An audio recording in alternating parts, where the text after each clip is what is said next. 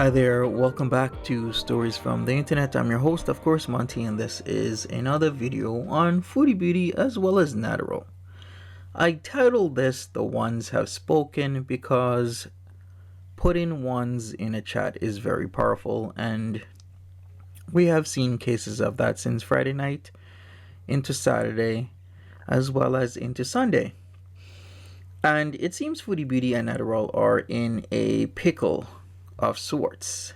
Not only do they compete with each other by simultaneously streaming, which only adds to the demise of both of them, but now the VIBs are defending their own well-being by putting ones in the chat. The ones in the chat mean you don't care or you want to leave. They're pushing back against what is Foodie Beauty. Now, ever since that fateful Friday night, both Chantel and Natural have been getting hit by people voicing their distrust and frustration by typing a 1 in the chat.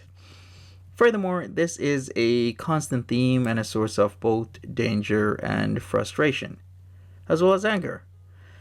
The driving under the influence thing, we've seen Foodie Beauty do this over and over and over again, where driving while intoxicated is illegal. It doesn't matter what the substance is. It doesn't matter if it's weed, if it's alcohol, if it's opiates, whatever it is, you should not drive under the influence. But alas, Chantel has shown she really doesn't care at all, or she feels that she is just above all of this.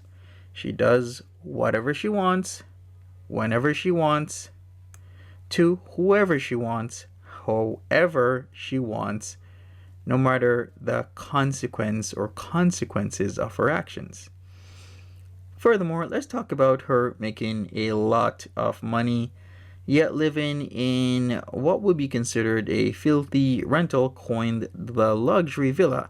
Now, the rental isn't filthy as in it's dirty when she got it, but she just made it dirty because of how she lives. How she likes her living conditions. She doesn't like to clean. She doesn't like to do a lot of things that the normal human individual does without considering or doing it without great effort. And she's doing this all the while paying for boyfriend, not boyfriend, including his rent at some sort of shared housing. Not really sure if it is a boarding or rooming house. Whatever it is, he's there. He lives there. He allegedly rents out rooms. Can't really confirm, but in the basement there are several meters, which does tell us a lot.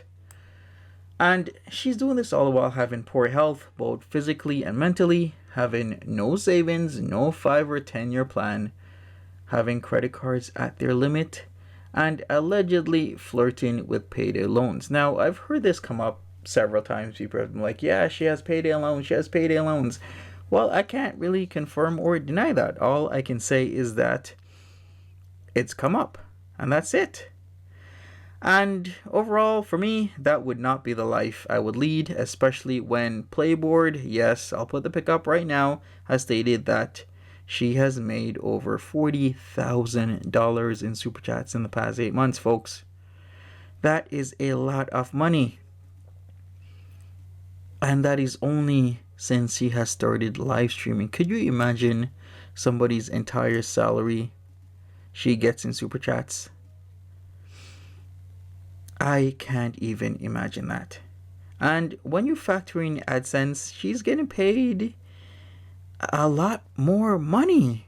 Plus, let's not mention, or should we mention now, the generous PayPal donations. With all of this, she should have a 5-year plan, a 10-year plan, and hell, even a 20-year plan. She should have a comfortable amount of savings, and she should have been addressing all her health issues a long time ago, both physically and mentally. But alas, this is what happens when you're Chantel, and you're impulsive, and you're defiant, and you have a boy toy boyfriend practically strapped to your hip. Did Netter really think he could string along Chantel and just get whatever he pleased without consequences? Come on. Well, there are indeed consequences, such as a quick Google search of his name, his image tarnished among his community members, and him having to endure the hotboxing of farts in her car. Yes, I said it. The nightly Dutch oven trauma. Yes, I said it. As well as the constant smell of an unwashed body calling up next to him, ready to get porked, and her being flicked.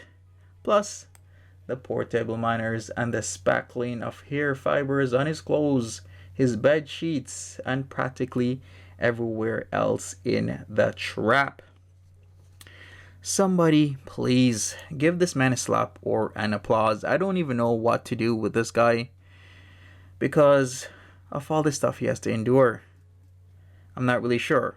Should it be a slap? Should it be an applause? I'm kind of not really knowing because all the stuff he has to put up with her, oh boy, I just couldn't do it. And all of this just for some money, some chavish fits, the fleeting idea that he can actually be famous, and a below par cooking channel where he burns half the meals. Overall, we're inching closer and closer to the end because, once again, the ones in the chat have spoken and they are vibrating at a feverish pitch to the demise of Foodie Beauty and her channel.